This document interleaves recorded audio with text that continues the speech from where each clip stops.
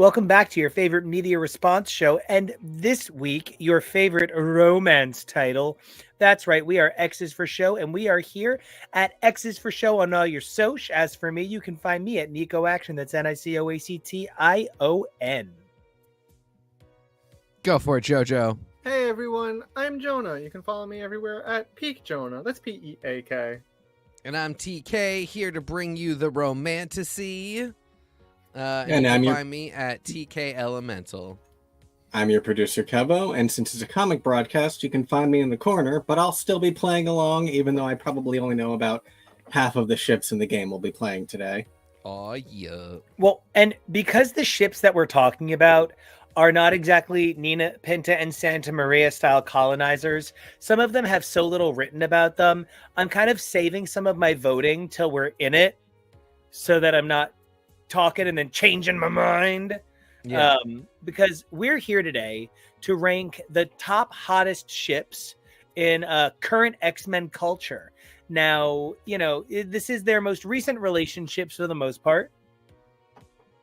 I saw you were finger ready. Yeah, I'll even do you one better. These aren't even necessary. I mean, like, they can all be ships because you can ship any of them. But these are full on. Every single one of these is an on-panel couple. I only want to clarify that some of these on-panel couples, my problem with it is some of them are on-panel couples in you're telling us that they exist only. And I had so much trouble finding a full panel of some of these couples being physically together that isn't their one kiss or nothing. Yeah. So for me, I don't know. Some of these are shiplets. Little schooners. A dinghy. They are rowboats of love. I'm just saying there's on-panel evidence for each of these. These are not headcanons. You know, when I put together the initial list and there were things like I was going to put Kate and Ilyana, but Kate and Ilyana to this day still have never kissed. And there are a couple very sexy panels that we could have included, but they are technically not romantically involved in any capacity. On the flip side of things, in my mind, I mean, we'll get to it, but like the one that we have with Quicksilver, that there's a kiss in the mix, so that one did technically happen, but I don't feel that's a relationship. But I did put it on the list because there was in-print evidence that something happened. Yeah, that is part of where I am a little glad that maybe Krakoa is ending, because there was a lot of, well, it's ending anyway, so toward the end there, where it just kind of felt like idea after idea hurled at the wall. And I know you didn't read House of X yet today, but that train ain't stopping anytime soon. Well, to roll on into our game, I am really excited to bring you a brand new tier maker. That's right, a hot romance tier maker full of hot romance. One of the things that the X-Men is really good at as a line is being slutty. And we are here to talk about all the best of the slutdom. And I see that Tasty Cake was in a bad romance with an actress. She could have been Emma Frost, which I think is both it's a compliment and a damnation. It's a condemnation. Oh, it's a condemnation. That's already a thing. A condiment. It's a condiment. Yeah. So, hi, you guys. So let's to the X tub, the hot tub, X-Men hot tub, X tub. I mean, they do have one. They have those really nice hot springs that everybody's being weird in. For now. So I've got us chilling in the lagoon. So, we're all here hanging out with the X-Men. So let's jump in, right? Let's kick over to Tier Maker and let's get voting. Kevo, do you have this? Yeah, you do. Okay, cool. Yeah. All right. I think that Scott and Jean as an X-Men couple, I understand where this is sort of like the benchmark for many people, but like oh so often, the big thing for me can't ever be the S class. This is an A. I love their love, but it's so problematic and so unfixed as a result of its problematicness. that it's an A, not an S. I even could have gone to B with this one. I mean, because B, that they're right in the center there. They are the standard. They have given us a lot of the conventions of X romance that everybody else carries on in the future. Like, I think right now, Rogue and Gambit are doing a lot of what we expected Scott and Jean to do, but they never got to, because once it was established that they were together, some kind of squirrely dude writers who weren't great at writing healthy relationships just didn't know what to do with them. So I'm like, definitely not S. Absolutely right off the bat. Jean Grey is my favorite character. These two are my parents. Love them a lot. My biological parents also should be divorced. And so, not S. These are not goals, but is there greatness here? Yeah. The question is it A or B? I don't know. Jonah, what do you got? I gave it a B. I think it's a little milk toast. I never want to disparage or to disintegrate like Dark Phoenix would. A lot of what this couple kind of brings to the X-Men in terms of story, a lot of conflict, it feels like, was a lot of their love. They're this very tragic romance where something is always getting in the midst of them trying to be in love in a normal couple, if you will. And for that reason, it really is, it's iconic. It's important to the X-Men's history. I mean, it's still here till this day. I am of the mindset they are each other's first loves, but don't realize that it's okay that you kind of just fall out of love and you can be really great friends. I like them better with other people, so I give it a B. Still a good relationship, still important, especially to the oeuvre of the X-Men, if you will. But it's not like A in my mind. Definitely not an S. Any thoughts, Kevo? This is one I know you know. I do know. I think for most of my answers, I'm going to try and go with like the consensus average of what our team is saying, and unless I have any strong objections. And I think B is a pretty solid one for these two. It's in no way insulting at all. Cyborg also says B for this one. It's not bad. It's just not necessarily the greatest love of all. And I have actually decided I am going with A, and I'll tell you why. It is because of the throuple with Logan and the side relationship with Emma. If we were at the start of Krakoa, if we were at the end of the Rose and Canny run, where Jean comes out of the weird Nate Summers time loop, and she and Cyclops make out in front of Emma, they would definitely be in B or below territory. But once we got to Krakoa and we got the adjoining bedrooms, they went back to being an A couple for me. So that's A is my vote. But that's even part of it. Like, and I made some, sarcastic remarks in my initial edit of the summary for this episode. But like, I actually hate the de-thruppling. Yeah. There's something. So Scott and Jean aren't the thruple. So, like, it sort of seems like Scott and Jean were the problem, not Wolverine. I feel you. I'm still going A just because I like the idea, but B would have been acceptable too. So what does that make the average? Is it up to A now? It's 2A. I think Nico is A. Me and Nico are A's. Jonah and Cyborg are B's, so we're kind of right in the middle. It's whatever you want. It's whatever you're feeling in your heart. Oh, Taste Steak went A. Chase also said A, so we're going to go A. All right. These two I do not know. Nobody knows these two. That's even part of the problem. Yeah. I love Karma, but Karma is not a universally well-defined character. Galura has so few appearances. This is an example of where the best I can give them is a B. I love the visibility, and I love the progressive identity of visibility, but there's just not enough for me to have a true opinion on these two. Yep.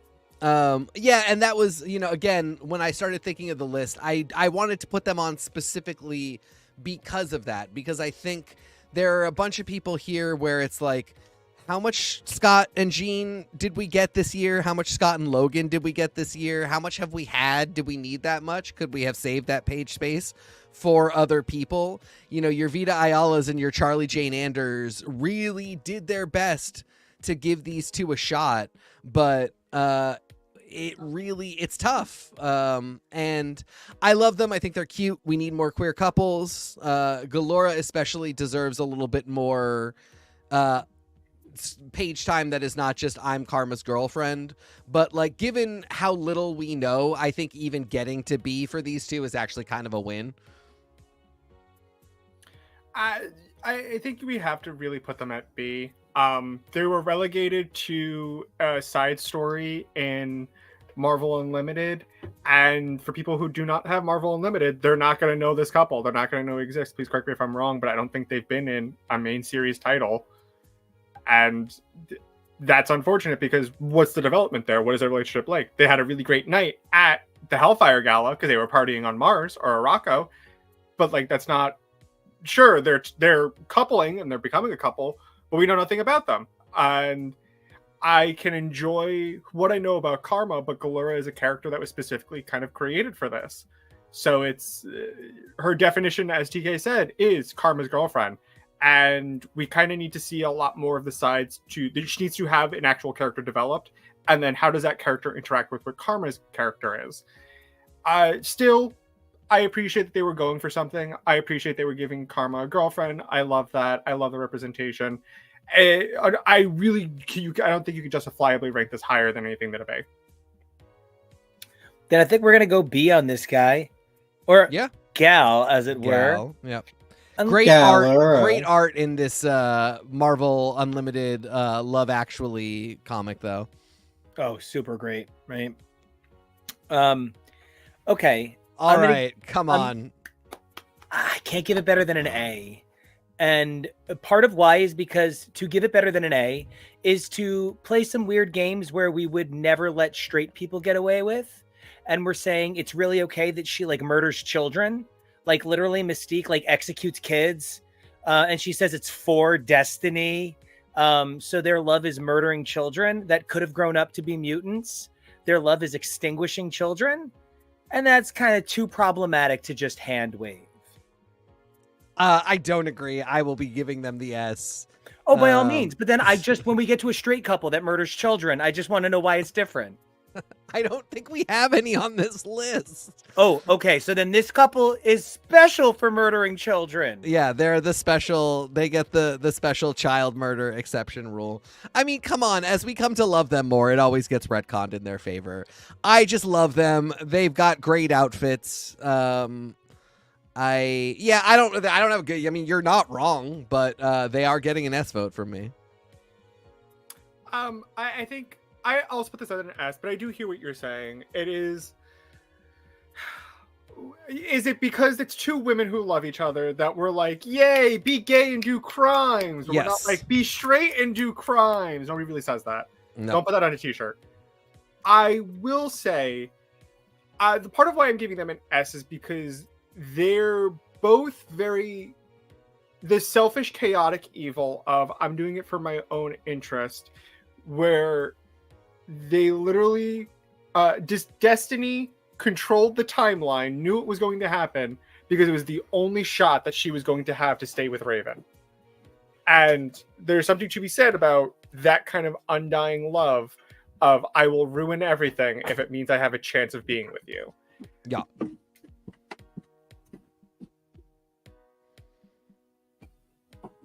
So where does that put us at an average? So we got 2 S's. We got an A from Nico. Do you have any of your own feelings on Mystique and Destiny? You read Judgment Day, so you have a little bit of Mystique and Destiny in your life. Oh my god, Nico, I'm loving this modular costume change. It is my favorite that you've ever done. I think just keep doing it. Costume change now. Work, Diva. I'll have transitions ready next time. I think I am also going to knock them down to an A. Just for, the murder. Yeah. I get where they are iconic, and there's a lot of toxic couples that are iconic, and that's why I'm even being like, yeah, sure, A. Cyborg even says a T rank for toxic. Yep. Can we No can one's we wrong. do different letters? Is that a thing? Yes, Yeah, we have. TK Yeah, did Yep. for the I did Yeah, we S did- plus. Yes. Next time we have like a really good mix of relationships. We'll put a Like, we'll put we- special RSC. tier. Yeah. Nico, I'm gonna prove the point right now. They're getting Yeah, an S it's- too. You're Yeah. gonna get an A from me, and I can say why. Because, and do the work. Don't just tell me the work was done. And that was the problem with Mystique and Destiny. I was told their love is now beautiful. I was told they are redeemed in each other's eyes. You didn't redeem shit in my eyes. Mystique was a traitor 2 years ago, or at that point, 3 years ago. Destiny She was a fucking hollow traitor. memory. You're a fucking drink up, Mystique. You seem thirsty. And like Mary and Wilson, their love is so beautiful, and they could really be one of my favorite things in the history of Marvel ever. Wilson is my Doctor Doom, but like their love needs to make it 2 runs, and then we can start talking.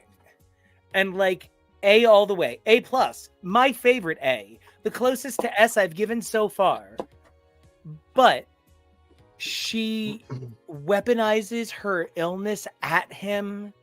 He doesn't take better care of her because sometimes her madness suits him. Oh, geez, you're convincing me.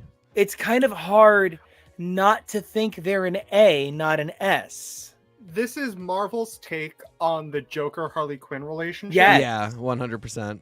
And that the Joker Harley Quinn relationship over at DC is about the idea of toxic love and realizing, hey, you're not good for me. And not to say that this is the exact kind of relationship, but it's playing with the same idea. These are 2 terrible people, but they deserve one another. But do they deserve each other to treat each other well enough? I don't think the work has been there yet, but this is probably the couple. I would probably maybe rank this couple with most potential. Yes, A, yes. Okay. A star, that's star, their star. superlative in the high school Alright. yearbook. Like couple Alright. with most potential. Oh my God, Tori Sheehan and I keep talking about like this high school Daredevil book where Kingpin is student council president. And like, I am telling you right now, that is their superlatives. I love that. Nico, you sold me. I guess, yeah, they're an A. I mean, like, I love them so much. I just want it to be out there that they're not getting their points docked for child murder. No, because I don't have to go there. When the straight people did the child murder, I didn't dock them points either. I'm that's all I'm saying. I was just- Let it be known the child murderers are all in the same rank right now. I think the thing that I want to say that is actually the problem for me, that I'm it feels like the only reason. Oh, thank you, Cyborg. Cyborg just let me know that a gesture I use frequently is deeply offensive elsewhere. Yeah, nobody cares. It's fine. they know at this point. I just want to comment that part of why I get frustrated is because it sort of feels like now Moira is evil all along to justify Mystique killing her for killing Destiny. It feels like it is a massively, hugely sacrificed Moira to save Mystique in the past in a way that is ugly, that is sort of burn what John Hickman created. It really was an inferno. And it was Wicker Moira. And that is how they did it. And so, like, sometimes when I say they murdered children, it's because what they've done is they've nerfed Mystique's terrorism by making the people she killed worse, not by making her better. That's not better. She's still bad. And to say that it's beautiful now because the people are somehow worse when she did not have that knowledge means the offending act was still worse. Wilson and Mary have no such pretense to goodness. Yeah, I mean, I don't see, like, even looking at the X-Men Origins Blue with Nightcrawler, I feel like it's still pretty firmly established that Mystique is not a good person. And not that, like, that they're not great for each other either. Like there is a lot that is not good about them being together. I just, it is definitely not a moral judgment of like these two golden-hearted people that finally belong together. I just enjoy them more. And I just want to be clear that I'm not coming for these two incredible gay icons. I know. Oh yes, I know that. That was never a concern. Not everybody knows that because sometimes I come a little too hard expecting better from. Yeah, if you want to know why Sam Smith is a bigger disappointment than Ed Sheeran, it's because I expect more from talented gays. Yeah, 100%. Yep. That's what it is. Sorry. That's why Matty Morphosis could never let me down. All right, who's next? A giant effing C. I'm sorry. Steve Yeah, Price. C. I don't have anything else to say. Do you want to know where this lost me? An Inhuman named Romeo. Yeah. That is it. That's it. That's it. That's it. It's not that he's an Inhuman. It's not. I'm not being eventsist. Okay. It's not that he's Inhuman. It's that he's an Inhuman named Romeo. I don't need that. I don't need that. I also don't need a Celestial named Celestina. I don't need a mutant Like, named who thought that was Power. cute? Who thought giving Bobby Drake a male love interest named Romeo was necessary? I even could accept that. Like, they'd be at B if we just did that. It is that he suddenly also aged to around the same age that Bobby is for no other reason than they just didn't know what other love interest to give adult Bobby after giving teen Bobby this kid.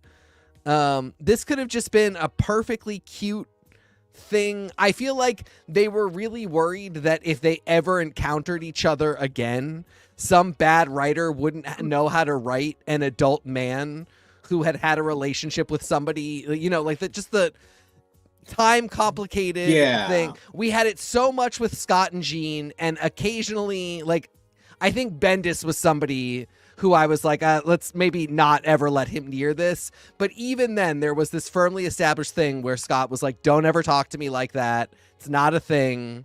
You are teen Jean. I am adult Scott. This isn't happening. And I just feel like they Only by blood. And I just feel like they aged Romeo up so that no idiot dude could ever make that mistake. But they're not cute now. I wasn't into them in that book. Romeo's mustache is stupid. I don't get how his powers work, and I don't care. So Cyborg, real quick. Bobby's been an out and proud homosexual for like over a decade now. He's living out loud. He's a big ol' fagums, real proud. He's supposed to be with Emma Frost's older brother, but here we are. That would work so well. But they don't really. They never explain like what happened. They were just kind of like, yeah, we just stopped. And wait, do you guys want to see my Christian Frost impression? Somebody pass me my pills. Oh, let me drape on this piano real quick. Yup. Christian Frost started as basically what if Paul Lynde was sexy and open about his drug problems, and transformed wildly into yikes. Yeah, Christian Frost. What an true Hollywood story, just waiting for AJ Benza. You know what I mean? Still such a bummer. They had that one cover really early on. It was, I think, a Marauders cover. It might have been an X-Men cover where Bobby is rescuing him, and he is like a 45-ish bulky daddy with like 5 o'clock shadow, shaved head, and he just looks really fun and handsome and like the person who would be Emma Frost's older brother. And then Emma Frost's older brother would be the rich equivalent of AJ Graff. Yeah, kind of. Or like, I'm kind of thinking like young Victor Garber. I don't know, but like it's not the dude that is then in the pages who is just like another kind of fancy boy twink. Are we seeing this? C all the way. Sorry, we gotta move through these. I'm fine. You can give it a C. I personally gave it a B, but that's only because I I probably should have put it at C. I don't have enough to say about them. I don't think they've been around enough for me to really like dissect their relationship to if I enjoy it or not. It's whatever. They're every WeHo couple ever, so like sure. All right, so let's move to Storm and Craig that I give a C. And I can tell you why I give it a C, and I feel so bad. It just, there's no room for it. There is no room for this in a book that did not fit. That we will, so excited to see you again soon, Tasty Cake. There is an awesome explanation for Rogue and Gambit coming, so don't forget to check out the video, click like and comment and subscribe, I think is what I'm supposed to say. But it's just, there's no room for this. This is a beautiful story, but I don't get to know these characters. I didn't read for like 4 months. And when I came back, this was already like, oh, bud, don't you know, Storm and Craig. And I was like, oh, I didn't. Yeah, I read the whole time. I was reading week to week, month to month, and it still is something that they're like, Craig shows up and that's fine. And then suddenly they have like one dinner and then they're like very much in love. And that's been kind of a frequent problem throughout the Fall of X timeline and the end of Destiny of X, is just like so much is happening off panel that when the book picks back up, it's just like people in the middle of a scene that so much stuff had to happen off panel to get there. I'm still going with B because it just is a Storm thing. I can't let her be touching too low on a rank. But this isn't great. This is B- for sure. Bottom of B tier. To be fair, I know nothing about this couple. I didn't know Storm was dating anybody. I don't know who Craig is. And you're only like 6 months behind. Yeah. Actually, less than that. They because the stuff is on Marvel Unlimited. I have been catching up. I've been reading the Fall of X event, which is slowly in my own time. But I'm reading some of it. I'm getting there. All right. So, how do you feel about Storm having a love interest out of nowhere? It's weird because I agree with what you're saying. There isn't room for it. Right now is not the time for love. Where I am at in reading, Orcus just won. And Storm is having to essentially take back Arakko after Arakko was decimated. So, like, not to say that she can't have love, not to say she doesn't deserve happiness or any of that, but, like, there's too much going on and too big of stakes for really to be like, wait, we need to give Storm a romance. No. Let her be a badass, a matriarch, and a leader, and go fill in the romance later. Especially when his name is Craig. Craig. Is he a mutant? No. That's the whole thing. He's just some human. guy. He's the first human who would conquer Storm's heart. True. Yeah. So what is our consensus? T'Challa? I went B. These two went C. So I think if you want to do C, you're safe. Yeah, no offense to you, Storm, but this C is you should see yourself to someone better. It's a C for Craig. And It's a C for Craig. Okay. All right. I wanna level. You know what I don't like about Sync and Talon is Old Man Sync. I feel like the promise of Sync was always dangled in front of us, and we got really close. And then Old Man Sync and Old Man Quentin happened at the same time as Old Woman Laura, at the same time as, like, I don't know. I'm waiting for Old Blob Dupe. When I get Old Blob Dupe, then Old Blobadook. Old Blobadook. The son of It and the Babadook. And Blobadook is the bisexual pan fried icon we all deserve. But here's the thing. Sync and Talon is not really Sync or Talon. This is Logan Eccles is like one of the sexiest characters ever. Pan-fried bisexual. Right? Pan-fried bisexual. That's my new phrase. That's my new phrase for me. Pansexual fried this rice? Right? Veronica Mars is like, Are you telling me? up there in the top 5 characters of all time.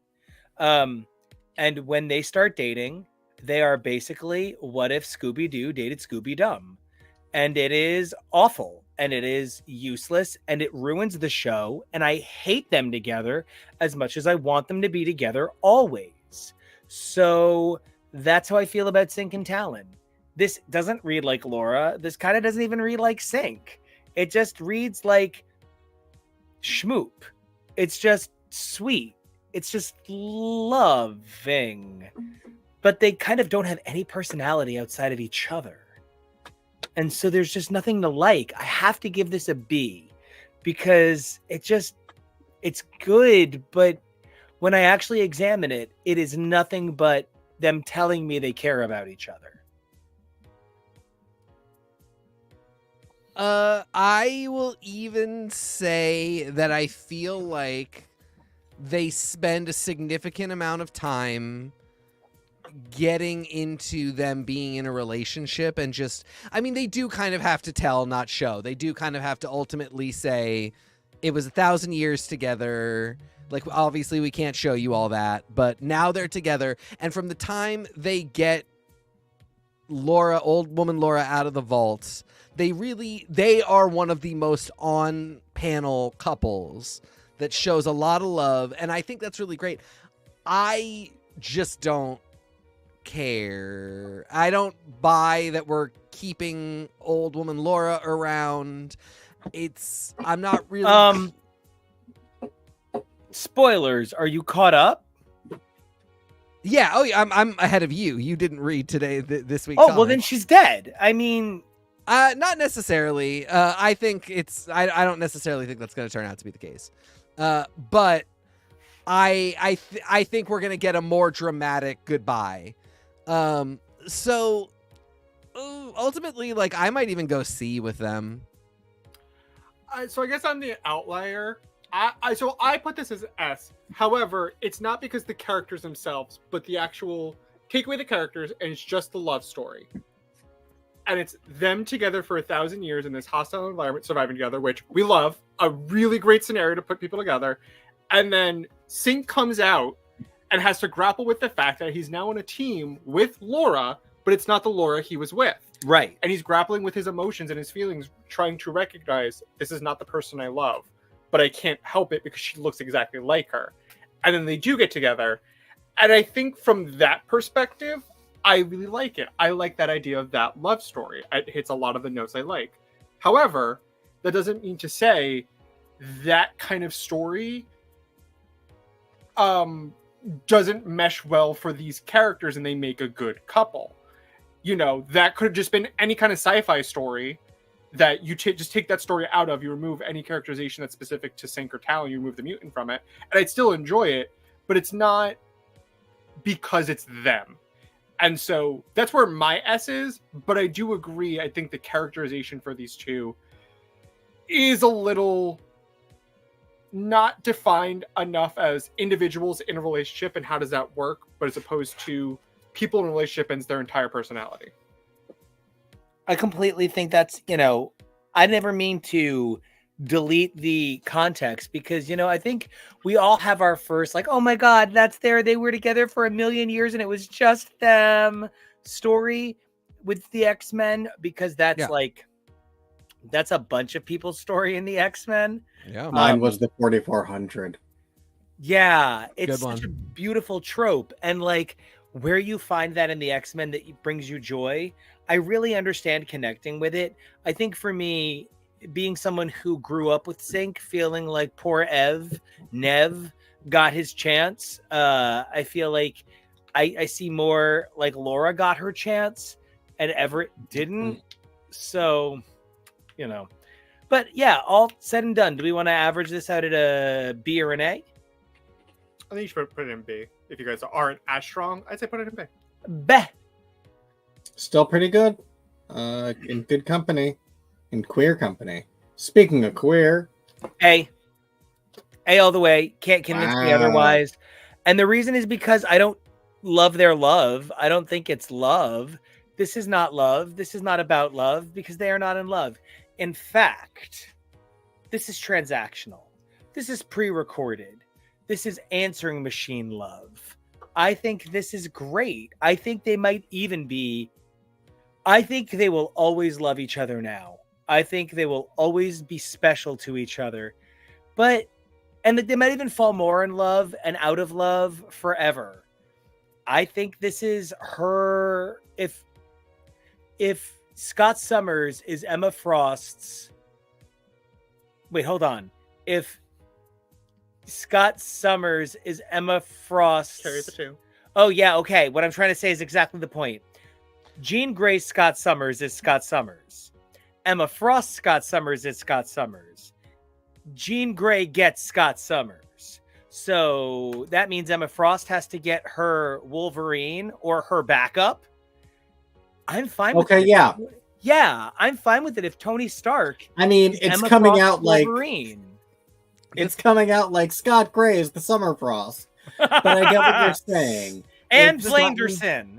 I mean, If Scott and Jean are a thing, and Jean has Wolverine, and Scott has Emma, Emma needs, there has to be a chain of polyamory where Emma needs to have her own people too.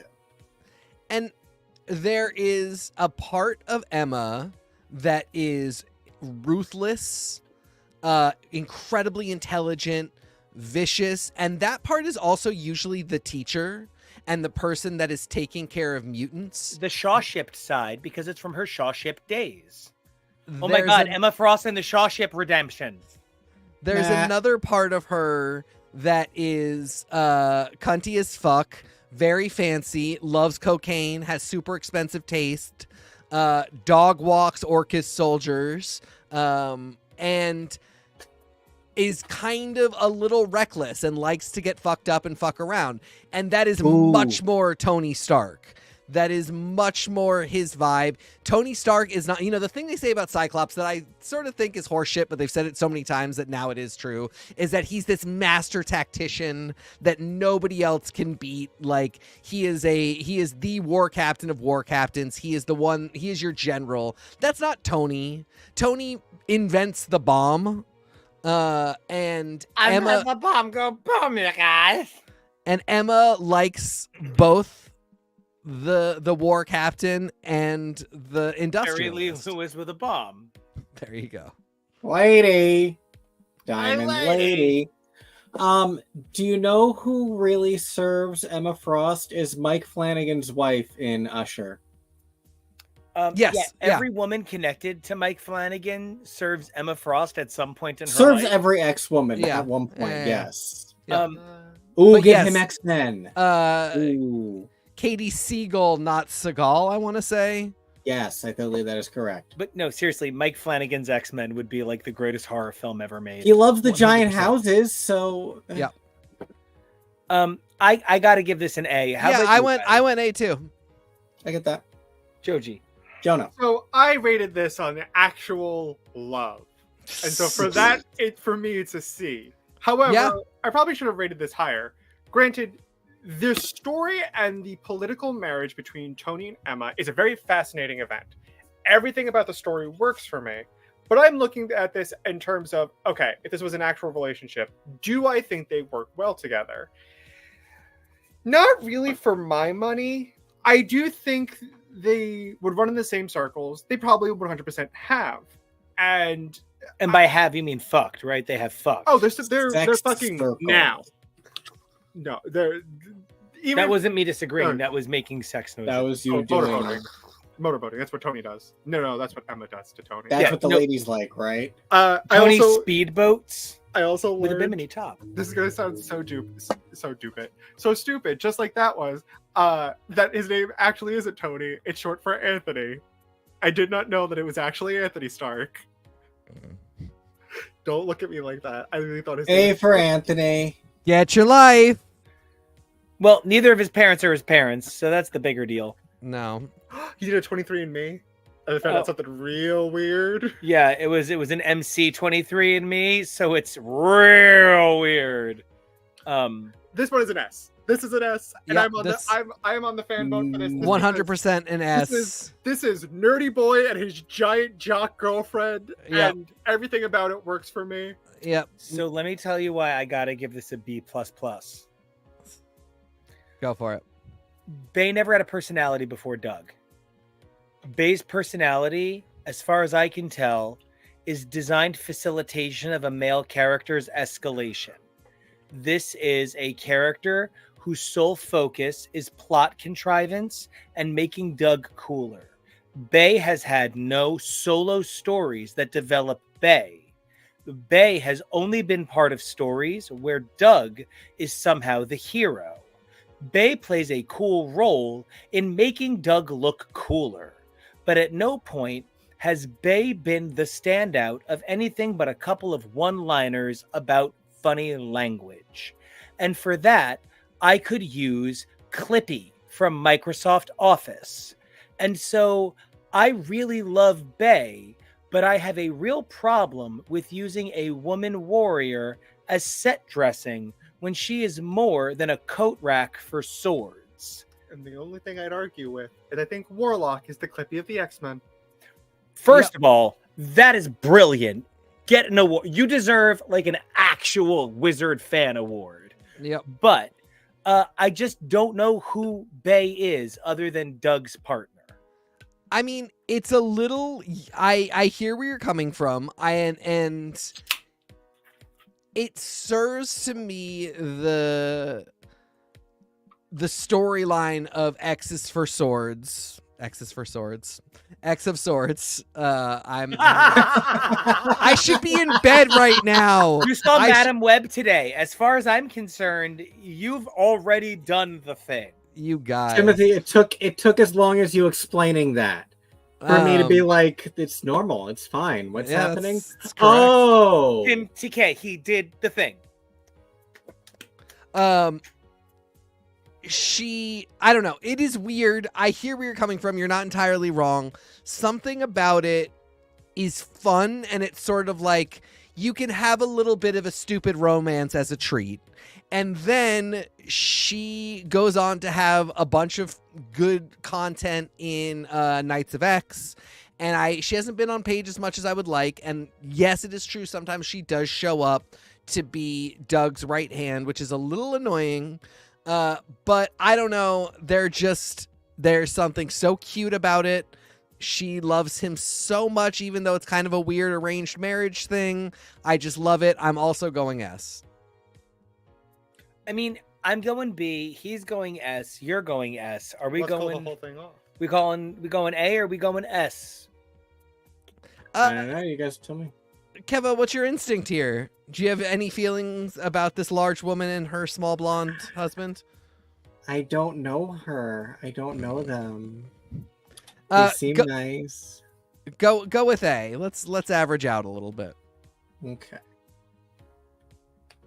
No definitive S from the team as a whole yet. So interesting. That's A. okay. We're up to. Is an A. Apocalypse and Genesis. It's a big A. They're just not like, I don't know, like they're carry the cross for each other and they're nail the nails, but like they're just not everything, but they're so close. I agree with that. They're very much me and my wife saw you from across the bar and we hated your vibe. We want to kick your ass outside. That's what they give. That's a new one. Don't know if they fully get the S+. I don't know if they had enough time of seeing their specific dynamic as a couple enough. We've seen a lot of why Apocalypse does what he does, and we've seen a little bit glimpses here and there of Apocalypse and Genesis, but we haven't really seen them. How do they work as a couple? What are these two Arakans? What are these two mutants? How do they work? And so What are they rocking? What are they rocking with? So for me, it's still A, because I do think arguably they're a little bit better of what you're going for if you want the kind of evil couple for as compared to like Mystique and Destiny, who kind of do a little bit too much evil for certain people. But then want to be good, whereas they don't care. They don't care because they have different morals. They have a whole different set of standards, and it's not fair to transcribe our standards and ethics and morals to theirs because they live by a completely different standard. Well, and now, with that in mind, TK, let me ask you a question. When you think of Apocalypse and stories where Apocalypse has been, I can't think of a story where Apocalypse had a relationship that mattered romantically like this one does before this. And, when I think about Genesis, I don't know, it always leaves a bad taste in my mouth that their most recognized single is I Can't Dance. I knew you were going there with it. They were S to me when they got exiled from Krakoa and Arako at the end of X of Swords, a name that I definitely know and pronounce properly. And then they brought Genesis back in X-Men Red, and the storyline was just kind of the idea that Apocalypse had once been a family man amongst a very different tribe of mutants, one that we can't really ascribe to our same morals. Because for one thing, Apocalypse tripping over Ottomans. It was 17,000 years ago. He like knew about bad stuff that was happening. So, you know, it was a really different thing. And then, you know, we do all this interesting work to get them back together.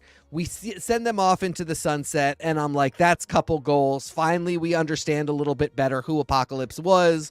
This whole, like, just wanton survival of the fittest stuff goes away. It's all great. And then they bring her back, and it's just kind of nonsense. And it's a one-off storyline that doesn't, I think, have huge effect, so I'm not going to drag them down to, like, a C or a D because of it. But, like, they were an S couple for me until the Genesis War, and now they're an A. They were an S couple for me until the resolution of X of Swords was just sort of like, I defeat you. Is that really their fault, though? No, but it's their canon. Yeah, you know what? That's fair. That's kind of the back and forth I have. Apocalypse would have gotten an S for me if that was Richter instead, but none of that was made canon. True. So we can't put it there. All right. This next one, oh god, I feel like there's a certain kind of like, well, like maybe I'll dom your dad, gay, that grows up really like trying to big dick his teachers no matter what the topic. It doesn't matter if it was being born first. You're going to try to prove you were. So there's, I'm so sorry. Final grade here. I figured we were going with like an A-ish. Yeah, it's A. Okay. Sounds good. So I should give There he is, Big Dick Bully. Yep. I should give Kid Cable everything he wants. But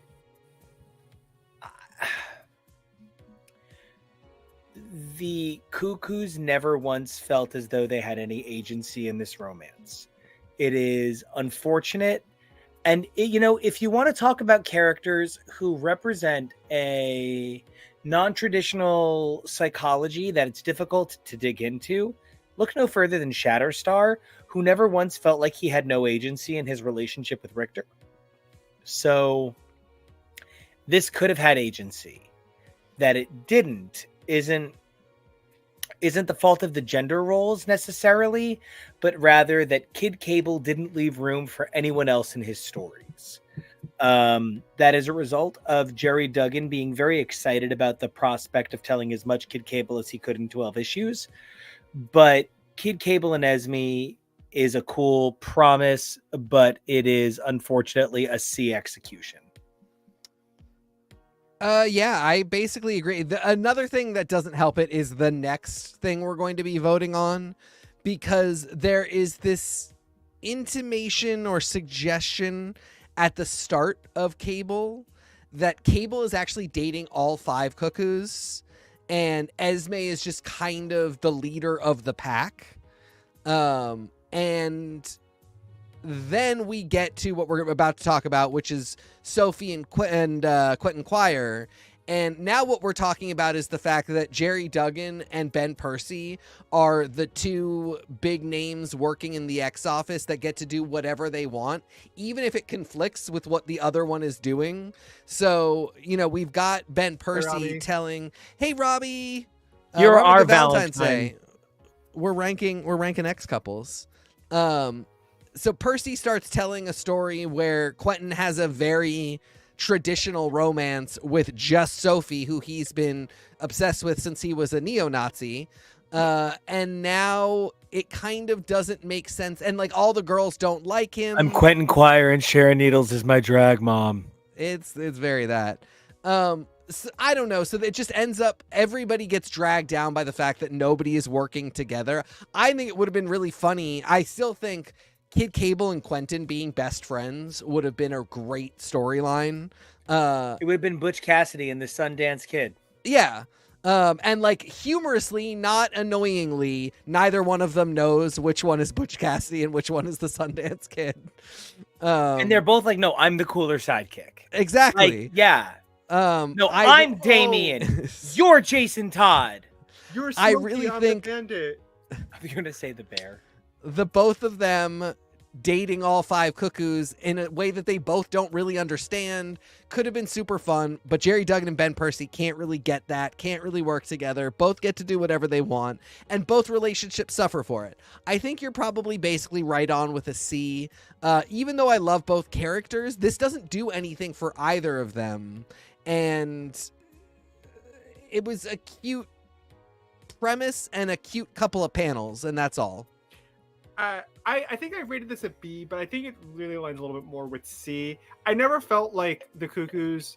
First off, to echo TK sentiment, I also really thought that Kid Cable was dating all 5 of the Cuckoos because it kind of seemed like he was rotating who got to go on a date with him. Yeah. I think that part is specifically canon, so it's a little ambiguous, nebulous, a little up in the air for what actually the situation was. But I never bought it because it never felt like they really wanted to. It always felt like they were just kind of spying on him. It kind of felt like they were something that their mother told them to do, and they just kind of went along with it because it was convenient for them.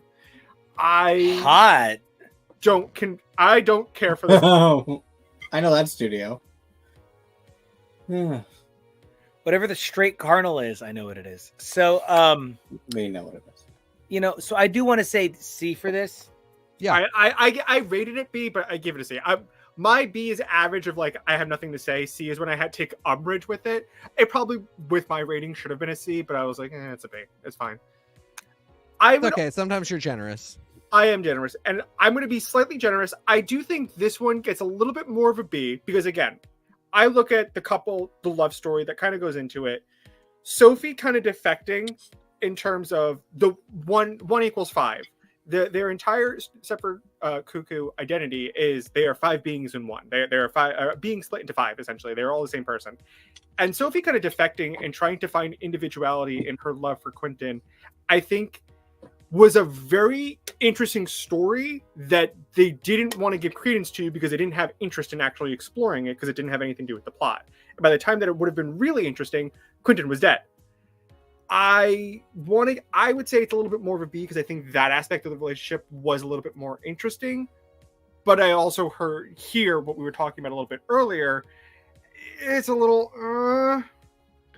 Can I just level? I feel so bad because like I can name 5 or 6 major Marvel characters where Ben Percy writes my favorite version of them, and far and away, Johnny Blaze. The man literally writes the best Johnny Blaze maybe ever.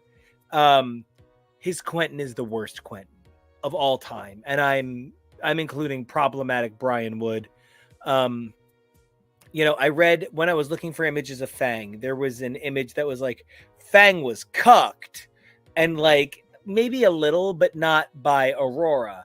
And Quentin wasn't humbled by Sophie, a man as masculine as Benjamin Percy's writing presents him to be.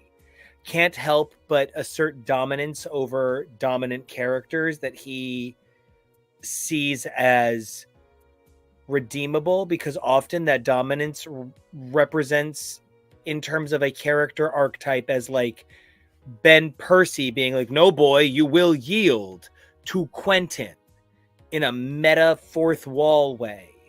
I think that part of Quentin being with Sophie is him being controlled by the dominant force of Ben Percy's stand-in for Wolverine. And because it doesn't feel like Quentin's story was about Quentin, but was about facilitating the Wolverine story with characters that surrounded him, best facilitating that agenda, it often feels like Quentin doesn't have as much agency in this romance. He's fulfilling the role of dating a cuckoo because Quentin is fulfilling the role of boy Wolverine. So C. I think, yeah, I'm on the C train with this one. All right. So C. Sorry. No, I do not care enough about that relationship to fight for it. And I promise, I don't think that any of us care enough about, like, that's the thing. This is friends and loved and like lovers because it's Valentine's Day. I love all three of these men with all my heart. And also, while he's not here, hot older boyfriend did buy me this very cute X-Men style hoodie. And so, you know, it felt cute wearing it, right? But one of the things is we do not think that much about these votes. Like, we think about our choices, but we don't think about them tomorrow because these don't define us as people. We're not actually upset if each other doesn't agree with the same letter. And here's where I'm going to say Fang and Aurora get an A for me. I know my better angels tell me this is a B. I know they do. But I love Fang. Oh, God, I love him to the ends of the earth. And I think he is... I used to really only identify with female iterations of characters. Like, Wild Thing was my... Wolverine, probably still is, because she's Wolverine and Elektra. She's got psychic claws. You know, she is my identity. But Fang is the one that's in the MU. You know, he's the Marvel character that I think I'm like, wow, if I could have been somebody, it'd be Wolverine's son, the bisexual guy. And I often feel like Fang and Aurora is a result of trying to best capitalize on a bad situation. They're both connected to Weapon X. They're both connected to Wolverine. They both have serious identity disorder issues. They both had time as villains, but it never feels really like either one of them is really all in this. This always feels like Frogger and In Plain Sight on West Wing. Jeremy and I can't think of her name.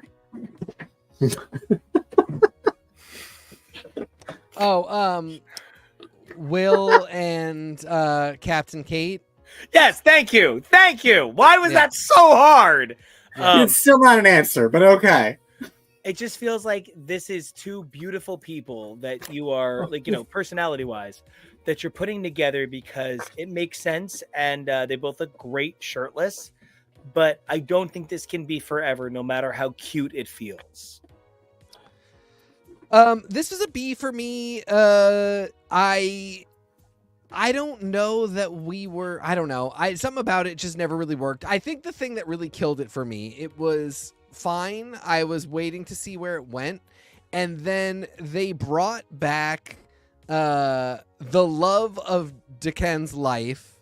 The man that he had an entire relationship with, and then that man grew old and died in the closet. And then, you know, he managed to bring him back through Krakoan resurrection, and he got to relive his young life because that's a part of the whole thing, which is a beautiful story. But then they never addressed that they were very much in love, and it was only the conventions of the time that kept them apart. And it just kind of put a damper on the whole. I wasn't sure if we were going with a poly storyline, but then they just kind of got rid of Somnus, this amazing character that I really liked. And I think this is a really great romance. I love this couple. I do hope they stay together for a while. I just think, you know, relationships take work. And if they're comic book relationships, they kind of take writing work to be their best. And this one just didn't quite get it for me. Love is a verb. I put this at A for Akihiro. What I think makes this an A, for me, it's mostly two reasons. One, we saw a lot of the wooing phase. Aurora wasn't giving into Fang immediately right away. He kind of had to do the work and kind of had to show her, like, no, I can be a good guy. I do want this. I'm not pursuing this because I think you're a hot piece of tail. He really did, I think, have interest, and showing that interest made her feel comfortable. The second part of it is, I don't have a ton of Aurora experience in terms of comics, but a lot of what I do has been, let's just say, problematic. She's a character that's been not treated well for a very long time by virtue of not taking her mental health seriously. and not doing the work to think about. Wait, so you're saying she's an Aurora Pormentalis? If I get an award for my thing, you get an award for that one. That was very great. That was beautiful, gorgeous. Put that on a t-shirt, you lesbian. Although in the stories that I have read of Aurora, they've always been like, it's the you know, her the dissociative identity of like Jean Marie, and then it's Aurora, and she's the bad girl and she does bad things. And look at me. Ooh, I'm with Sasquatch and he's huge. I think this is a character that had to have a lot of work to kind of come back around to have a lot of justice for her. So seeing her in what seems to be a healthy and good relationship, I appreciate that, and I want to give it an A. All right, so where are we averaging? I think that puts us around an A. We got 2 A votes. Okay, now I'm gonna be a little 90s faggo for a minute. I only wish I could give this an S in good conscience, but I can't because it's only existed for 3 issues because she's not even in the whole series. But I'm so gay for this. I don't even care. It's so good. But I have to give it at best a B because there really isn't much of it yet. And frankly, as much as I know Kurt loves bad girls, this is a little outside of what is acceptable within the realm of Kurt. But my gay 90s boy heart is fagging on this so hard. I give this a B. I don't know enough about them as a couple to have a real accurate judgment. However, fun fact. You gave it a B, and I'm like so offended when I gave it a B. Yeah, you did the same thing. Fun fact, in Blade's Darkhold issue, in the world that would turn, in the vision that Blade saw that turned him mad, in that universe, Nightcrawler and Silver Sable were 2 of the people on the resistance against the vampires. Now I want to check who wrote that. I forget who the third person was, but yeah. I also went with B, very high B for characters, for a relationship that only got 3 issues. Really good one, and it's weirdly, Cy Spurrier writes a book, man. It's really about that and Mystique, you know, dealing with the Mystique issue, and I don't know, like it's such a good book about one person dealing with the trauma of the Krakoan diaspora. And oh, you mean everyone's Twitters? Exactly. And you know, still finding a way to be a hero book, also dealing with some like deep continuity stuff, finding time for romance, but also making him a Spider-Man, which is also maybe the thing that's dragging this down to a B, because I feel like this is an impossible phase of Kurt's life that we can never go back to, so I can never like call this relationship a relationship. Maybe I'm wrong. Maybe next year somebody will have written a bunch more onto this and I'll be able to rank this higher. It was really cool for what it was, but like when you have an incredible 3-day weekend with a guy you meet out at a bar, you're not like, that was a relationship that I was in. Yeah. And in that same way, like, I don't know, this was a really cool 3 issues. I don't know that what we have here is a relationship. So it's a B. It's a very loving B. I mean, it's not a relationship, but Christopher Isherwood would write a novel about it that would be turned into a play, that would be turned into a musical, that would be turned into 5 movies. So, like, there you go. Yeah. It's still a significant 3-day weekend sometimes. Yeah. But yeah, exactly. Call it what it is. Okay, but now here's what I do want to say. If I were tempted to kill... No.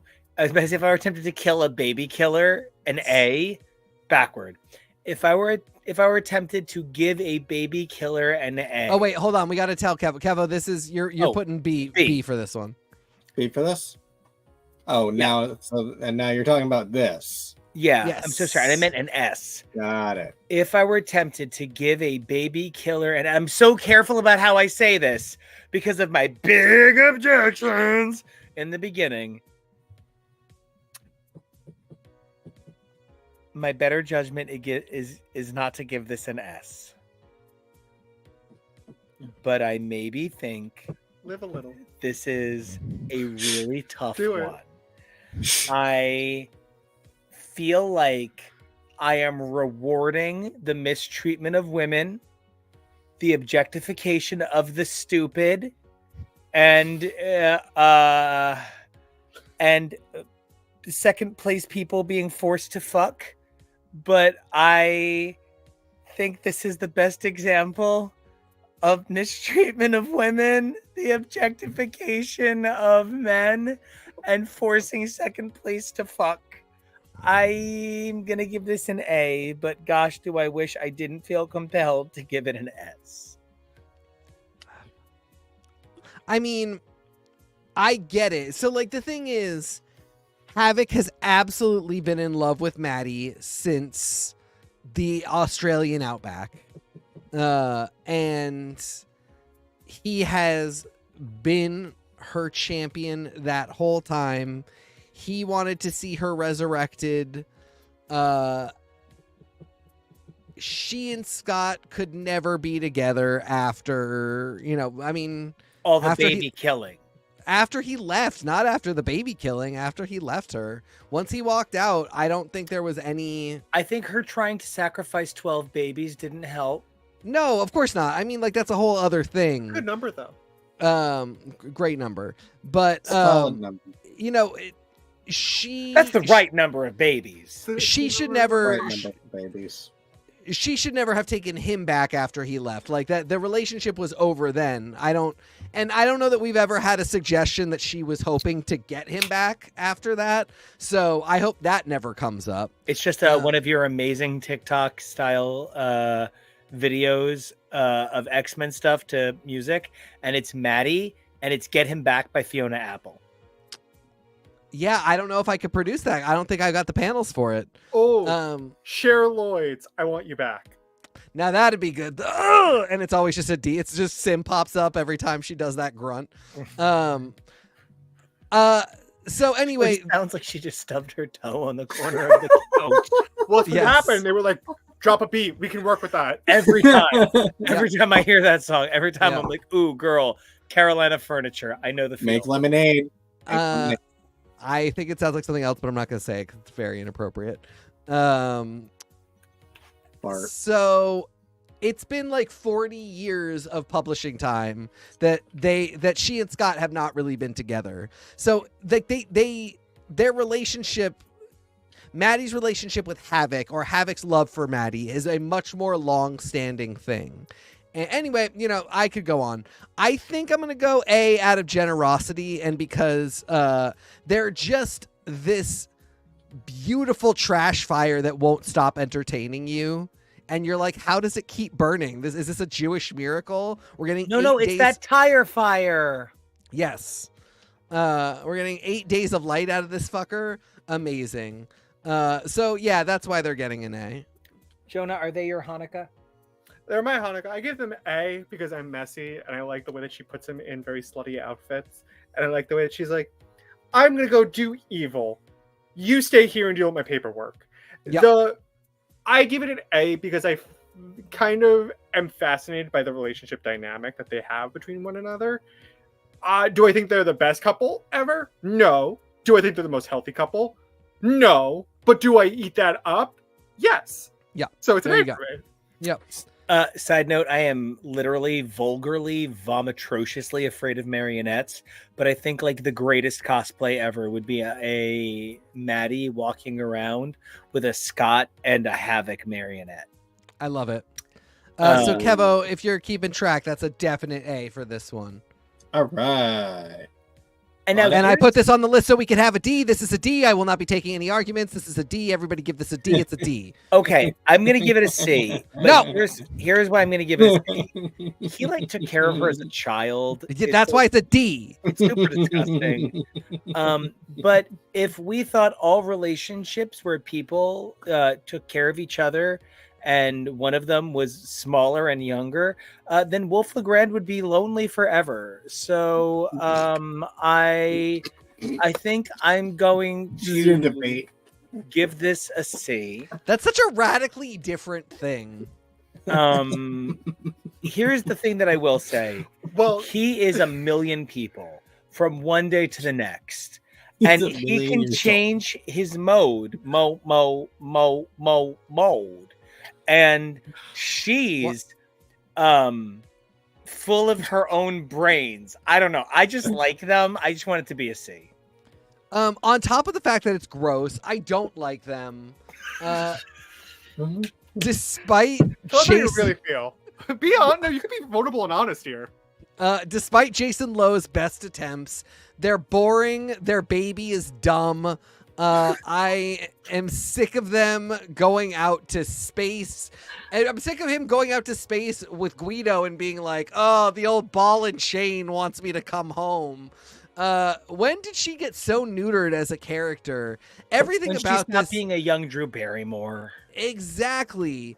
And I'm And- like, I know everything about the future because I was in the House of M, you guys. I'm like, And it the was fact that that ended up amazing. not being her power, and her power is instead to like- resurrect people without souls, which never comes up anymore because, anyway, everything about it is bad. D all the way. Kevo, no matter what anybody else votes, my D is so strong, it brings the whole average down to a D. I just want you to know that now so you don't have to listen to any other opinions. Clip that out of context. So I rated this a B because I don't care enough. Boo! No, hold on, wait. B for boo! I see for cocksucker over here. Are you kidding me? I only gave it a B because I literally only know about them from the Marvel Unlimited Infinity comic, and they're just a married couple, and they're meh. Like, I don't actually have an opinion on them. I think you don't mean know they're enough bleh. about them to have an actual opinion. If I did, I probably would have rated this like a C or a D. So we could put it in C. But I'm just gonna be honest that I voted it as a B, but I don't think it actually goes there. I think Cyborg just put the funniest comment of the entire night. TK, it sounds that you really don't like Jamie and Layla. I don't know why you would think that. That's absurd. All right. I've been nothing but constructive with my criticism. I'm doing this to help you out, girl. And if you can't hear what I'm saying and Well, improve your drag, Get out. Get Maybe help. you should untangle your arm here from that bracelet before you start reading this thing. who said that? I do believe that we are talking about a C now because Yeah, it's a BCD. C. That's a C. So that's just what it is. So let's move on over to the next thing. Boo, D, boo. This is the one I will D. Yeah, I'm gonna D this as well. What the Wait, no, fuck is hold on. happening? First off, No, wait, hold on. Is this because of Beast, though? Whoa! Wow! Whoa! Whoa! Wow! Hey! Melinda! So, baloney. baloney! I have no problem. I beast all the time. I'm actually giving this a D because I hate the two of them. But you know what? They are Elphaba and that ugly fucking hat. They're both so smart. So you know what? They do Until deserve the each day other. that Ariana Grande sings in the teaser trailer, I'm giving this isht a reasonable A. I think that they're just both so fucking horrible that I hope that their ugly, horrible mutant child eats them both and chokes on their bones. Boo. D, I hate them both. They deserve each other. I hope they both die. Boo. That's my answer. I'm giving them a C, and What is happening? the good parts of it. Leland! What is happening at this house? The good parts of it are that they do belong together. They're both horrible. She fingered his eye socket. Wait. Maybe bring it up to the D for me now. Hold on. I'm on board with that. Is he Let him cat cook, like what? now again? I mean, he's like a monster, and he's about to get killed by his younger self from the 70s. That's fine. Yeah. I'm Evil into now. that. But that's Yeah. nothing to do with his relationship. He's kind of Um, the Floronic man. the bad is that they're both the worst. The bigger thing that they have not hung out at all since both becoming the worst is also the worst. But it always comes back to the fact that she tells him point blank, "I want to fuck you because you remind me of my dad." And Lloyd is Joss rolling in his grave. Whedon, I don't know why we didn't put you in the jail back then, but here we are. But you wrote that script and you told John Cassaday to make art to it, and I think that was a crime. we So all agreed. that's why we're going C with this one. Let's Guys, is see. Shonda Rhimes the anti-magic of Joss Whedon? Is Yeah, like- probably. Maybe. All right. What is this? Speaking, so this is like this is an A or B, a B. There's got to be Yeah. a B But because this couple? yeah, because JoJo was low, so it's got to be a B, even though we both did like higher. You gotta give it a C. Oh, I'm so sorry, TK. So C. Okay. I give this an A. They are both such beautiful characters who deserve happiness. There's not much more to be said. The less used, the less said, the more only used for special events and epic, and I mean like epic comics, like the subdivision miniseries, the better. Keep them sacred. I only can't give them an S because they're both so maligned. I gave it an S because I think these are true tragic people who deserve love, who deserve happiness. And seeing the lengths that Greycoat was willing to go to be behind Conan no matter what, it is kind of beautiful in my eyes. And they were arguably the best part of... They were the only people who took Hellions seriously. I shouldn't say the best part of it. They're the people who took Hellions seriously. And I respect that about them. For me, it's an S.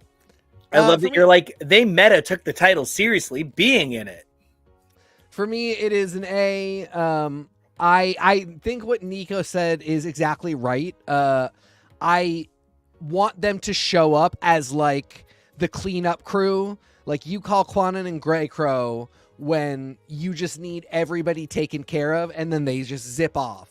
They're like, they have that in sync fighting style where they're both just completely together. They have each other's backs.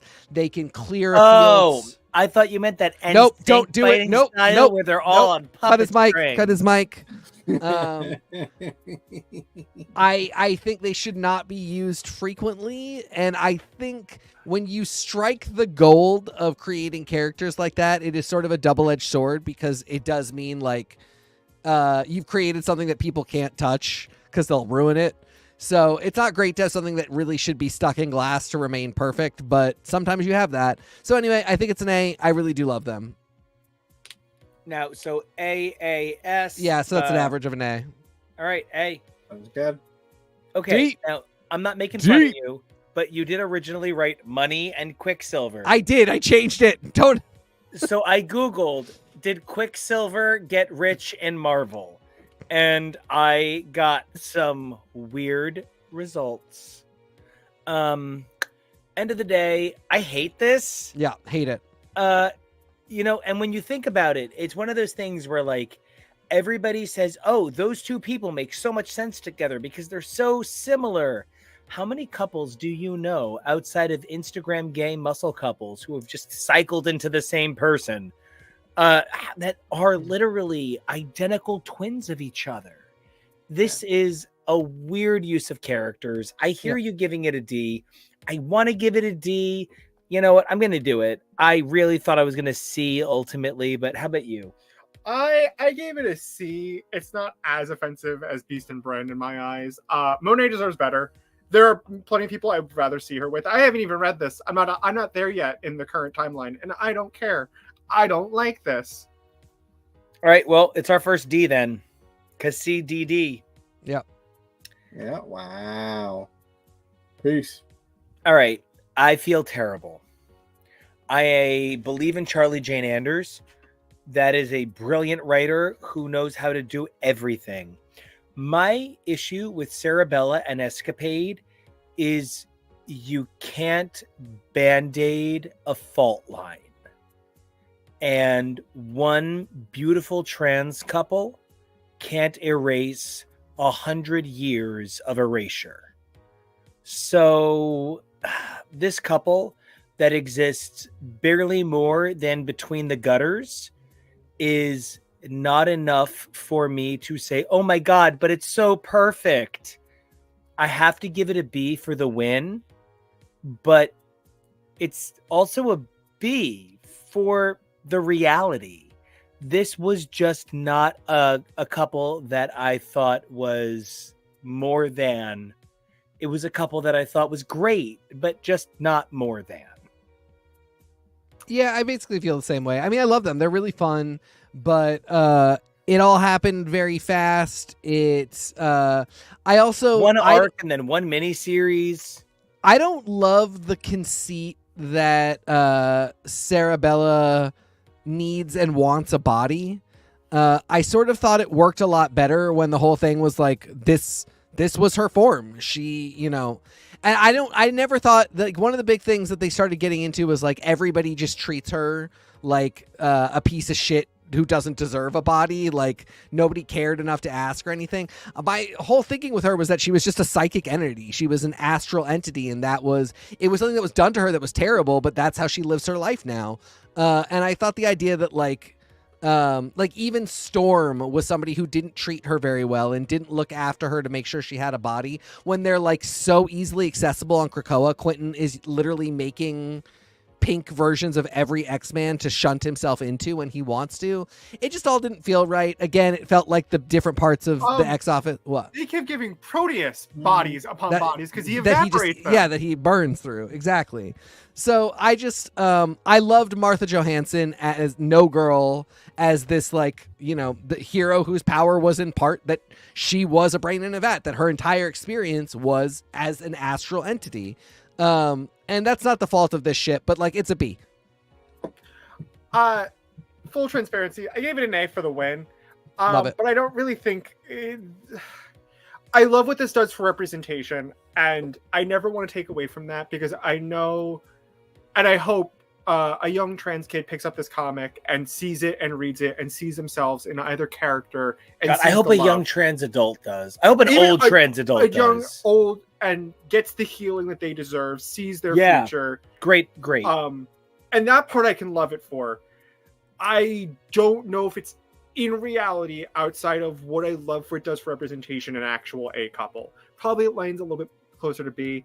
Could arguably even go to C, because I don't know if the work was fully done there to make their journey to a relationship satisfying enough for a couple in general, regardless of any labels. And so I think we're going to rate it a B. But I do think this is a beautiful couple for a win, for diversity, for representation. But I do hope that they get more development continuously in the future. You know, I'm going to use that to leap into our next one. Yeah, definitely a B there, Kevo. I want to say something about feeling representation and identification.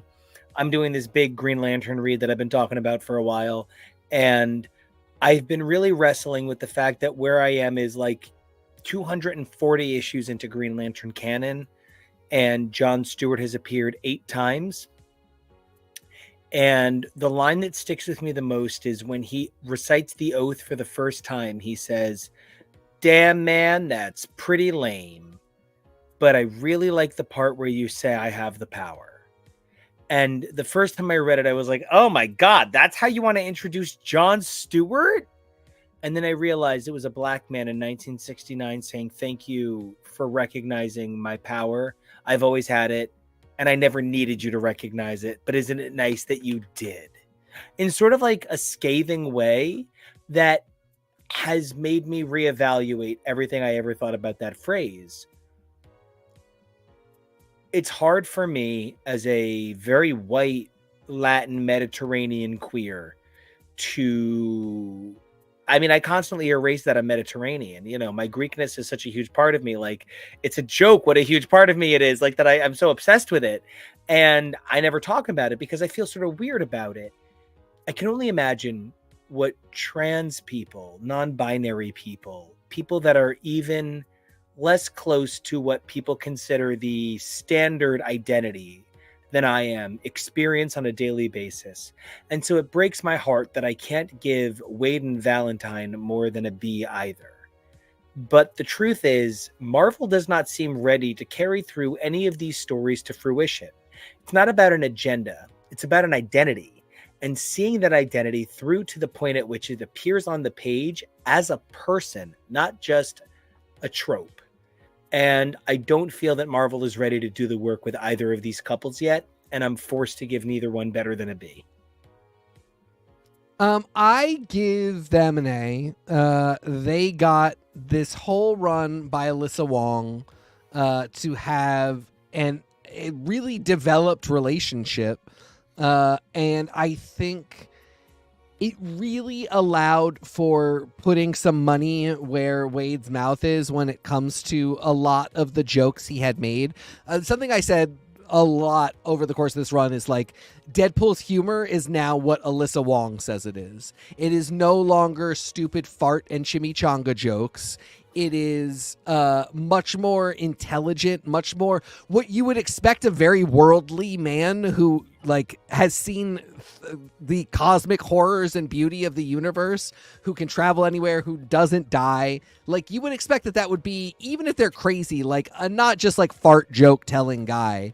And a lot of times Wade makes jokes about sex and sexuality and sexual fluidity that I think really, when a lot of the other guys were writing it, it was the joke of like, oh, a man shouldn't think another man is sexy. But when Alyssa Wong does it, it is, oh, what an inappropriate time for Deadpool to be hitting on literally anybody, that it happens to be a man is just what it is. And so that Deadpool finds someone to love who is not strictly feminine, and I give both Alyssa Wong and Martin Coccolo so much credit for creating a character that really is very non-binary in their presentation, that has really masculine aspects, that demands that you confront the idea that Wade is sexually attracted to somebody who has aspects of maleness to them that you cannot deny. It's not just a butch woman. It is somebody who does not subscribe to that binary, but has maleness to them, has masculinity to them. For me, that was something that was really special. I thought this run was really fun. I thought it told a complete romance. And again, this is one in a year I might be saying like, oh, they botched it, or oh, they made it even better. But for what we got in the 9, 12 issues of Deadpool, for me right now, it's an A. So I put this as an S, and that's more for biases. That's just because I'm, a big fan of Alyssa Wong and the way that they write. So it's when I see a character like Valentine, and I see this character that's kind of tailor-made for Wade, and they connect in a way where it's like, oh, they're perfect together, born to be together, dancing through life down at the Asdust, something. I don't know. I'm not a big Wicked head. But I still see Valentine as an individual, and it doesn't seem like, oh, they were just inserted to be a love interest for Wade and, Wade's next partner. But it does feel like, oh, these two characters are kind of made for one another, and I really appreciate that about them. And it's also just wish fulfillment, because I think Wade kind of deserves happiness. Wade is a character that, as I keep reading more and more about, I'm like, damn, he never is allowed to kind of... Wade's not allowed to be happy. Wade isn't allowed to have, slices of moments of, oh, this is good, this is nice. There isn't blood and death shed and everything around me right now. I can just kind of be goofy and an idiot, They let me hit it because I'm silly. That's literally Wade's entire vibe. So I kind of like when Wade gets to kind of have that moment. In actuality, probably is closer to an A to a B. But that's because I just have my own internal biases. I think what Kurt Fumble meant with that Wicked reference was that essentially this is a matter of, this is trying to be a daring comparison of relationships. And it really does highlight the number of ways that I just want to throw a cup of confetti at, Deadpool, for all the ways in which he has decided to be a loser like so many people. Deadpool was a Wolverine clone. Hot older boyfriend and I were talking about who Deadpool and Wolverine are, because he has never been more excited for me than the fact that, like, I had an anxiety attack when they announced Deadpool and Wolverine. It is the happiest that any... It is the happiest I have ever been made by film. Ever. And that trailer is literally the happiest any movie has ever made me. And so he's so excited for me because, he loves Deadpool so much. And I'm like trying to explain to him why it's significant. And it has to do with the idea that Deadpool was meant to be an iteration of Wolverine who's capable of laughing. And the idea that the iteration of Wolverine that's capable of laughing could be developed to a new place where his relationships could include characters that are not defined by binary gender. It's just such an incredible place for the character that Ryan Reynolds is proud to play to be reaching in the comics. Within the year that Ryan Reynolds is going to play this character. So I think we're saying A for this one. And I think the exciting thing about this last one is that there really isn't a relationship here to talk about. So I have to give it a very affectionate B. But there isn't really a relationship here outside of big thick hottoms doing it. This is the closest we're going to get to Magneto and Fisher King. So I'm going to be grateful. But this is just like, what if your favorite dads from Twink Top just started smashing? This is really cute, but Jumbo Carnation, you were literally an obituary for a decade. And now you're it, baby. You're Andy Warhol if he Benjamin buttoned up his jacket. So I am so excited to see just how jumbo you bloom, Carnation, because mama, bitch, baby, you are Lucy after Let Loose. Flat as shit, but goddamn are your iTunes sales bitchin'. This wasn't asked for me. I love these two old men. Listen, sometimes put them back on. Yeah, no, I'm not going to listen to this. I'm not going through with my explanation until you're back in. No, you know what? Sometimes you just want to give the gays their flowers and their love. This relationship is a panel. And like a confirmation in a Adventures in Poor Taste X-Men Monday. I don't care. It's cute and sweet, and I just... Do you like me? Retweet for yes. Exactly. I just had fun with it. It made the issue of Hellfire Gala start out on such a sweet note. These are two great characters, both of whom deserve love. And a lot of the other gay couples we get are kind of just a staggering disappointment to me. So I'm just projecting all of my hopes onto these two. And again, next year they might have gotten a Love Unlimited special that makes me want to vomit, and they'll be down to a D. But for now, I just imagine that this relationship is great, and that's all I need. Anyway, from my curmudgeon uncle to me, I put this as an A only because I was like, yay, Jumbo got something nice for him. Good for Jumbo. Is it actually an A? No. Realistically, get it, Himbo Carnation. Realistically, it probably should be a C. It's just a panel. There's nothing. We don't know anything about this relationship. There's nothing actually there. But representation is representation. Jumbo Carnation was also, as Nico said, a plot device. He was killed before he ever had any characterization because that was what it was meant to be about. That was his story. That was his lot in life. Until they were like, nope, we can yoink you back out from the dead. And oi, that's me new X-Men. I don't know why my brr is a pirate accent. And Jumbo's like, babe, why is your hand so cold? And his boyfriend's like, babe, that me hook. Grant, we're so sorry, and we love you so more and much. How are you? Not asking for anything. I'm actually not sorry. I feel like Grant Morrison might appreciate it because they're just tremendous. So All right. these- I think it It's- averages an A for sure. Technically an A, but it's not really an A. No, you it's know? an A. It's an A because it's absolutely beautiful gay love. we did a No, we didn't because I'm a curmudgeon and I kept everything out of S class. This is the rare example of where I'm like, no, you didn't put in any of my S class couples, so no. And I blocked all the S's. But you know what? I feel Well- like that's actually a cool exercise in realizing the things that we do and don't love about the major parts of canon.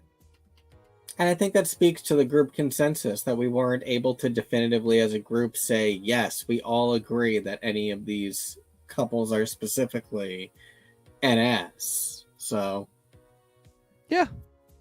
I am so excited about so many things this episode, whether it was being able to finally put into feels and words exactly what it is about Wilson and Mary that sometimes unsettles me, or realizing just how much I enjoyed some of these couples, like getting to talk through why Havoc and Maddie is problematic but lovable, or it was coming up with Kurt fumbles on air and feeling like a king for making Kevo laugh that hard. Whatever it was. It was a really great time. When you're talking about Valentine's Day and Valentine's Day programming, obviously love doesn't exist one day a year, but we all get to kind of pretend that it's a little bit more special once in a while. And sometimes Marvel covers that and sometimes they don't. But we decided whether or not there was going to be a Marvel Comics Valentine's Day special this year or not, we were going to make it special. And we just talked about a lot of the relationships that have really predominated the Krakoan age for the last 5 years. One of the things about the Krakoan age is it stretches back to a little bit before when it actually started. So much was put into place to make sure that John Hickman's era would come off without a hitch. And actually, I don't think Brian Hitch did any work in that era. So no major delays there. But end of the day, I am so grateful for being able to talk about these books with these people. And the X-Men are not just a group of people defined by their love for each other in a familial way. There's an active agency of love as a verb to what they do. It's not just all romantic. So much of it is about the deeper connections, and so many of these characters engage in these romantic relationships, these lustful relationships, and are able to turn them off and engage in friendship and camaraderie and teammateship. And that really is the hallmark of what the X-Men are. They're able to send their partners from one camera to another. Hey, what happened over there? What? Whoa! What? surprise! Surprise! All right, if there was one couple that I wish we could have had on here that we didn't, that's canon, I would probably say my canon couple that I wish we could have talked about would have probably been Rick and Shatterstar. More for the years that they weren't canon than the years that they were. My close enough to canon couple is Jean and Logan. But let's do some sign-offs. Let's say goodnight, and let's talk about those secret couples. Jonah, do you have any couples that we didn't talk about that you're a big fan of? And where can everybody find you on the interwebs? Ooh, I should have thought about that a little bit more. Because I would think of like a Z-list answer. Like, what about Amanda? Are you an Amanda Sefton Nightcrawler guy? No, I like them as family a little bit more than I like them as like we're getting into weird territory. Even though you're not biologically related, you kind of grew up together. So no Wanda. No, we're not in the Ultimate Universe. Who am I gonna say? While I think about that first, I'll be boring and just say Gambit and Rogue. Were they not in our list somehow? Weren't they originally? They were. I don't know how they fell off the list. Wacky. They're A class for me, not S class, but I do love them. Yeah, A for me too. Kevin, Kevin, what do you wanna got? follow me- Oh, sorry. Oh, yeah, I know. Go ahead. Oh, you want to follow me? You can find me everywhere at Peak Jonah. That's Peak. Hold on. Let me bring up the. Oh well, no, I have a little folder where I can look at them. Who did I love from this? I know that I agree that they were A, but Gene and Scott are a pretty classic one. I think if you throw the whole Polly cavalcade in there, that is definitely a fun, unique thing. And we just keep circling closer and closer to that flame of confirming it. We'll get there. We're going to get there one of these days. And until then, you can find me over on the socials at Kevoreally. That's KEVOREALLY. Teak, what about you? Wait, Any no, favorites? hold on. What? I Oh, have to what? ask What did I him. do?